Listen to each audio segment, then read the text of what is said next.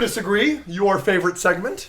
A segment First time. that you have never done before. Yeah. You know the rules. Yeah. Yeah, all right. I'm just going to start. Agree or disagree? Disney has done more damage to Star Wars than good. Frick.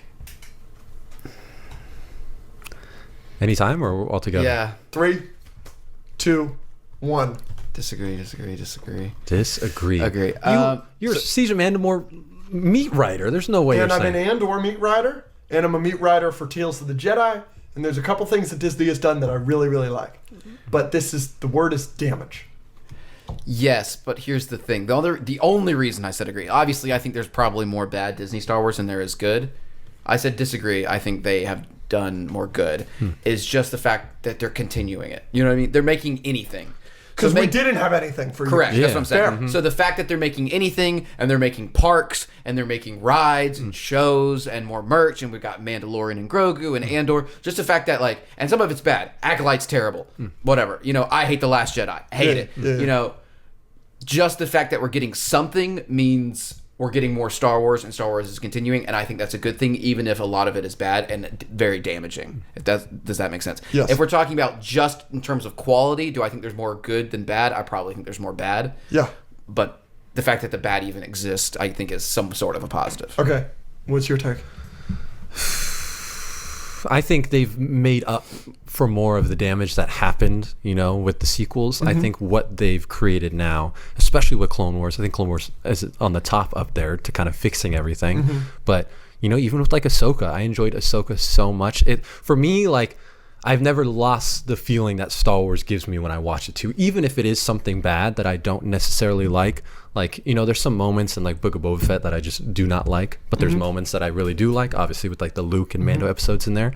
So the feeling that it gives me has not damaged that in any type of way. I don't think they've damaged it enough to where it's it's not made me appreciate Star Wars for what I'm watching as well too. The reason I said agree, and this is something that I've been, I don't know, when I wrote this, I planned this episode over a year ago, I probably would have said disagree. But let's think about the stuff that we've named major positives, okay? Andor, amazing thing that they did. Siege of Mandalore, right? Yeah. Season 7 of the Clone Wars at all, right? Phenomenal. Some of these positives, right? I could name a million, right? I like Last Jedi, obviously you guys don't. I don't like Rogue One, but you love it, right? Even the positives, there are such glaring negatives with every single one. Season 7 in the Clone Wars, you get the last 4 episodes. Well, yeah, you get the Rafa Martez sisters arc, which is arguably the worst arc in all of Clone Wars, right? And I love Andor so much. But Andrew and I have said this before on the podcast. Why the fuck is that the one you gave a fuck about? And you gave Obi-Wan and Boba Fett the middle finger and made 2 of the not good Star Wars projects for 2 iconic characters, but the co-lead from Rogue One gets the $600 million show with the good writing and the good direction and the good sets, etc., etc. So it's even where I'm yes, Disney, you knocked it out of the park, I'm what the fuck are we thinking? Constantly. I don't know if you heard the report this week that there was a young Palpatine show in development and they scrapped that. Yeah. And yet, what was the Star Wars show we got last year? Fucking Skeleton Crew. Yes, I like Skeleton Crew. Yeah. It's cute. I like Neil a lot. Whatever. But why in the world are we going forward with John Watts' Goonies in Star Wars? But we're not doing Tom Hiddleston as young Palpatine? Seriously, what is the plan here? What is the thought process? Yeah. I think they're starting to, I feel like they've always kind of taken notes from fans, but especially after Celebration, I think now it's a huge thing for them is listening to the fans, seeing what they want, listening to the want. fans is how we got Rise of Skywalker. I just want to tell you that. No, not They had a plan for... They were listening to the wrong fans then. You're the wrong fans then. You don't like Last Jedi, neither does he. They listen to those people. You. I wouldn't have given those notes for the Rise of Skywalker. No, nobody should have. But that's what happened. Everybody was mad that Rey was a nobody. Everybody was mad that Luke threw away the lightsaber. Everybody was mad about all this, that you killed Snoke, so you bring back the Emperor, all these terrible things. They listened to all of the complaints about Last Jedi and said, no problem. And that's what Rise of Skywalker is. JJ I don't like fan. listening to the fans. I don't think Ahsoka's that good. I think Ahsoka's a 7 out of 10. I don't think it's bad. But You think Ahsoka's better than Revenge of the Sith? Oh, I guess not. But I'm nicer to shows than movies. I don't know. listening to Star Wars fans are the worst. Yeah, it is the worst community in the world. By far the unfortunately. worst. So it's like listening to Star Wars fans doesn't seem like a good idea. I wouldn't say necessarily like when it comes to the writing, but just like certain things specifically when it comes to characters too. I think they have it on point, especially.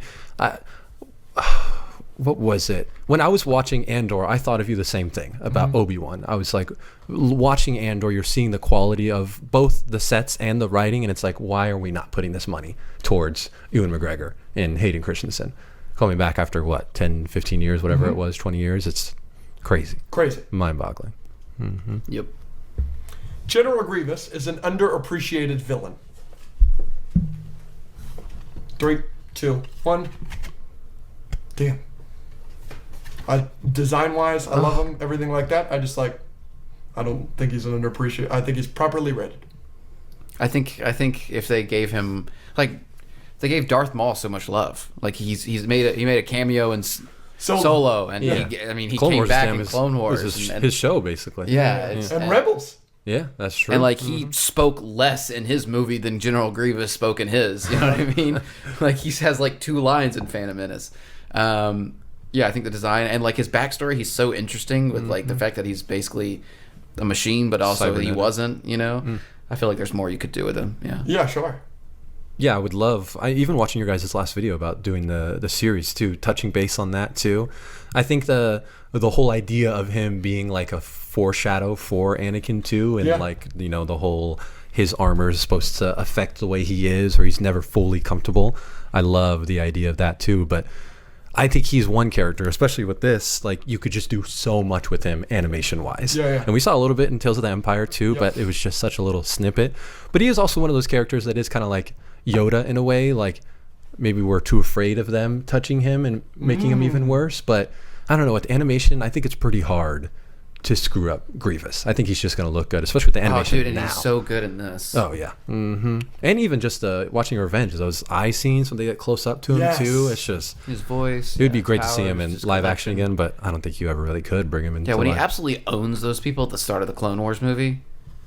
Shaggy. You're talking about the animated? Oh yeah. Shaggy and Kiadi Mundi. Dude. They're on the back of his shirt. Yeah. Shakti's in there. Yeah, that scene made me when be he comes down to the smoke. And he's like, and he grabs that one person's face and just poof. I don't think the Clone Wars really portrays him as like a terrifying character too. Like I don't think he's necessarily as scary. The only scenes I remember of him being scary was when they're in his lair and they're like showing the way he's built and stuff. He's crawling on the walls and stuff too. But yeah, they could do a lot of cool stuff. Yeah, it would be like, and Tails was somewhat threatening too. But I appreciate that. I think it's good writing that Grievous is the most feared character in the time of the Clone Wars to like the regular person, but that he's a total bitch and a pussy with Jedi. I think that's really good writing. I think that's fun, and that the trophies, it's just because of his insecurities. I think all of that is super, super fun. But yeah, I want to see him with a clone trooper. Like I want to see him be threatening and scary, like we're saying. Yeah. Last one. The Last Jedi ruined Luke Skywalker. 3, 2, 1. Disagree. Oh, yeah. Why do you say disagree? I think it's definitely not the route. I don't even know what type of route I would have even wanted them to take, but it hasn't ruined it for me because I would have probably not liked The Mandalorian, what he was in as well too. I think if The Last Jedi ruined it enough for me, I probably wouldn't have enjoyed him in Mando as well, but he's the Luke we get in Mando is not the Luke we get in The Last Jedi. Yeah, so that's why you enjoy it in Mando. Yeah, but I don't think it's ruined the legacy or the character of Luke Skywalker, though. I don't think it's ruined Luke for me. I definitely have all of my pretty much the same disagreements as you have as what to Luke is doing and who he is. I don't think that is within his character, but yeah, I don't think it's necessarily ruined it for me. But I'm definitely not a fan of what they did with him for sure. Yeah, I'd say the same. I think it's just the way the sequels are set up in general, where it's just kind of a repeat of a bunch of stuff, and you kind of told a story in which like The Last Jedi kind of had to do some of that stuff maybe. So I kind of blame the sequels in its entirety, not just The Last Jedi. And also like I think some of the things are annoying, but I don't think it ruins his character in its entirety because of that. I think there are other problems with the movie that also make it bad. I don't think he would have ever gotten that low to the point where he did in The Last Jedi. I think it's very Luke of him to come back when people need him the most, but him being a hermit is what I think hurt his character and isn't very much of a Luke kind of thing. I think he's planet just like Yoda. I think he's open to helping anyone and anything, especially when it comes to a relative too. After seeing what he did with Vader, I don't see how he could make the same mistake with Ben too and let it go that easy. Well, I completely disagree with the statement you just made. I just like so fundamentally, like on every level, I think that what you just said is stupid. But that's interesting about the hermit thing. The hermit thing isn't very Luke. You're kind of cooking there. I don't like it. Unless he's just following after Yoda and, learning what he did, exiling himself. Well, what's your biggest problem with Last Jedi? Real quick to finish up, and then we'll call it. What's your biggest problem with Last Jedi? It doesn't have to be something individual. It could be something overarching. Because I think his biggest problem will surprise you.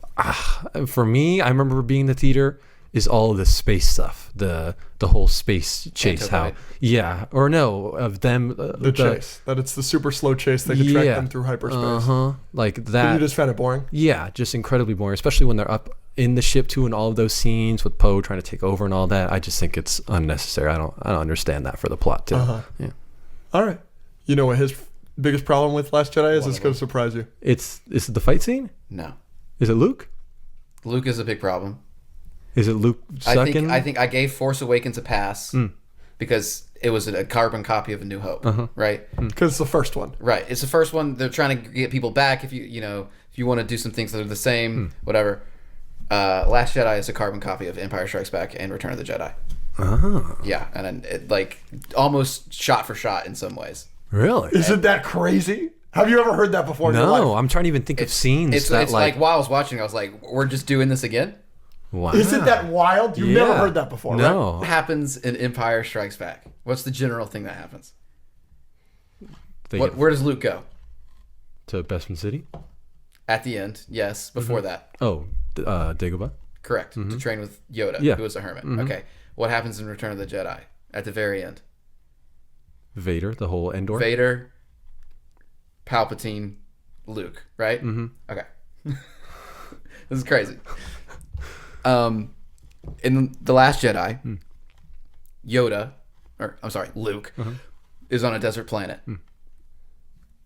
Rey or Luke goes to Dagobah or whatever this planet is to find Octu to train. They don't want to train him at start. Then they decide to train him. There is literally a scene. So that's obviously already extremely similar. Old Jedi on a desert planet, pursued by younger Jedi, doesn't want to train them, ends up training them on a desert planet, right? Then there's even like a scene where Rey is like looking into a dark black hole and is being tempted and is going to do that. And Luke's like, you don't need to do that, right? Luke does that with the cave. Exact same thing. Okay. Then she leaves. Okay. And then Return of the Jedi, she goes and she works with Kylo. Luke works with Vader. And then there is a rebellion going on outside, and Palpatine shows Luke. He's like, look at all your friends dying. There's a scene where Snoke opens something up, and he's like, Rey, look at all your friends dying. And then what happens? Who actually kills Palpatine? Vader does. Who actually kills Snoke? Kylo does. It's just like, there are some things that are just like unbelievably similar, and then there's like scenes where it's like you didn't have to be that specific with it, like the cave thing or the showing of the friends thing. There's more that I can't remember because I haven't seen The Last Jedi in freaking forever. But when I was watching, I was just like, "Are we being serious? Like this is like in a throne room, being tempted. Join us. Vader turns, Kylo turns, stuff like that." I never thought about it that way. So, I will give you the training, except for the fact that it's like, as we see with the prequels, I think it's stupid that Jedis wear robes. I've always said that that's so stupid that George Lucas took that Alec Guinness's character was in a robe and was like, okay, that's the Jedi uniform now. That doesn't make any fucking sense. Owen Lars is in a fucking robe. Is he a Jedi? No, it's just what people wear on Tatooine. Like that's always been stupid to me. Like, the prequels take a lot of the stupid things that they use for the training, like the ball that's in the Millennium Falcon. Why would Han Solo have this legendary training device for Jedi and the hats so stupid. Anyway, so I think this, like all Star Wars, Jedis train the same way. He didn't want to train her, and then he did. Same thing with Yoda, and then the cave. Yeah, it's similar because Jedis train the same way, so I kind of washed it off like that. But that I will give you. The reason I won't give you the Return of the Jedi stuff, because you're pointing out that they do a lot of the... Absolutely, look at your friend's time is like shot for shot. Yeah. And absolutely, what you just said, Kylo Ren killing Snoke and Vader killing Palpatine, those are similar things. But this is incredibly disingenuous because it's all stuff we're familiar with, but it's incredibly subverting of the genre and the franchise to do it in the second film in a trilogy than the third. Like, it's like, you've seen this stuff before. Here's how we're turning it on our head. We're doing this now. And now it's going to happen way differently. And Don't do it at all. Do something new. I gave you a pass for Force Awakens. I went into Last Jedi. I need something completely new. You brought back the Empire. You brought back Darth Vader, basically. You brought back Luke, basically, who's Rey on a sand planet that's a nobody, the exact same thing, with a robot that has plans to destroy a Death Star. You did all these same things again. When we're like, you nuked all of this, already canon Star Wars stuff that we had that was pretty cool that I knew about. Like, you threw all that out. Great. If you want to repeat some stuff in The New Hope, you don't subvert the genre just by moving it up one movie. No, do something new. Don't bring back an Emperor-style person and have them killed by the exact same Vader-type person with the Luke-type person standing right there. Don't do that. Do something different.